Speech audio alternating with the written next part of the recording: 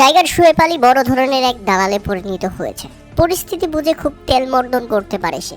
প্রিয় দর্শক, আপনাদের মনে আছে নিশ্চয়ই ভারতে অনুষ্ঠিত বাংলাদেশ ভারত ম্যাচে ভারতীয়দের কাছে শারীরিক নির্যাতনের শিকার হয়েছিল সে, এবং এটা নিয়ে বিসিবি তার পাশে দাঁড়িয়েছিল। বাংলাদেশের ক্রিকেট সমর্থকরা তার পাশে দাঁড়িয়েছিল। এখন সেই শোয়েব আলী বলছে ভারতের মাটিতে টি-20 বিশ্বকাপ যেন খেলতে যায় বাংলাদেশ। মিডিয়াতে এসে ঠিক এভাবেই তেলমর্দন করছে সে। আপনারা মনে করতে পারেন শোয়েব আলী একজনের নিকটস্থ লোক হতে পারে, কিন্তু একটা কমন সেন্স থাকা দরকার।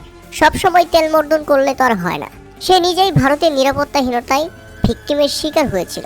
এখন সেই বলছে অন্য কথা। বাংলাদেশ বিশ্বকাপে অংশগ্রহণ না করলে আইসিসি বাংলাদেশকে কম ম্যাচ দিবে, এই কথা সে কোথা থেকে পেয়েছে? আইসিসি আমাদের কম ম্যাচ দিবে সেটা বড় বিষয় না। আমাদের বড় বিষয় হচ্ছে ভারত আমাদের প্রপার নিরাপত্তা দিতে পারবে কিনা। আমাদের দেশের স্বার্থে সাময়িক ক্ষতি পুষিয়ে নেওয়ার মানসিকতা আমাদের সবার মধ্যে আছে, শুধু এইসব দালালদের মধ্যে নেই। কারণ যেখানে পুরো জাতীয় ক্রিকেট বোর্ড ভারতের সাথে আপোষ করতে রাজি নয়, সেখানে শোয়েব আলীর মতো ছোকরা মিডিয়াতে এসে ভারতের গুণ কীর্তন করে। এদের মতো দালাল দেশে থাকলে এই জাতি কোনোদিন মাথা উঁচু করে দাঁড়াতে পারবে না। এরা দাসত্ব পছন্দ করে, প্রভুত্ব মেনে নেওয়া এদের অভ্যাস। এখনই সময় এদেরকে সুন্দরভাবে আপ্যায়নের ব্যবস্থা করা।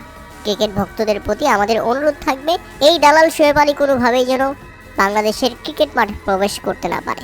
আর যদি প্রবেশ করেই ফেলে তাহলে তাকে যথেষ্ট আপ্যায়নের ব্যবস্থা করতে হবে। প্রপারভাবে টাইট না দিলে এরা সবসময় সুযোগ সন্ধানী ছিল এবং ভবিষ্যতেও তারা সুযোগ সন্ধানী থাকবে। কেননা এরা তো চায় বাংলাদেশ বিশ্বকাপ খেলতে না গেলে স্পন্সর বন্ধ হয়ে যাবে, তাদের টাকা আসা বন্ধ হয়ে যাবে। মাঠে না গেলে শোয়েব আলী তো আর চলে ফিরে খেতে পারবে না। ক্রিকেটটা আছে বলেই তো সে ক্রিকেটটাকে ব্যবহার করে চলে ফিরে খেতে পারতেছে। আপনারা যতই বলেন ক্রিকেটের প্রতি তার ভালোবাসা, না, ক্রিকেট থেকে তিনি টাকা ইনকাম করতে পারতেছেই বলে তিনি ক্রিকেটের প্রতি এত ঝুঁকে আছে। কই আপনি আমিও তো ক্রিকেটকে অনেক ভালোবাসি। কই আমরা তো কখনো বলিনি যে ভারতের দাসত্ব মেনে ভারতে বিশ্বকাপ খেলতে যাও, ভারতের সাথে আপোষ করো। যে ভারত আয়ারল্যান্ডকে 25 কোটি টাকা দিয়ে বাংলাদেশের সাথে যেন গ্রুপ পরিবর্তন না করে আয়ারল্যান্ডকে পর্যন্ত কিনে নিয়েছে, বাংলাদেশ যেন শেষ পর্যন্ত বিশ্বকাপ খেলতে না যেতে পারে।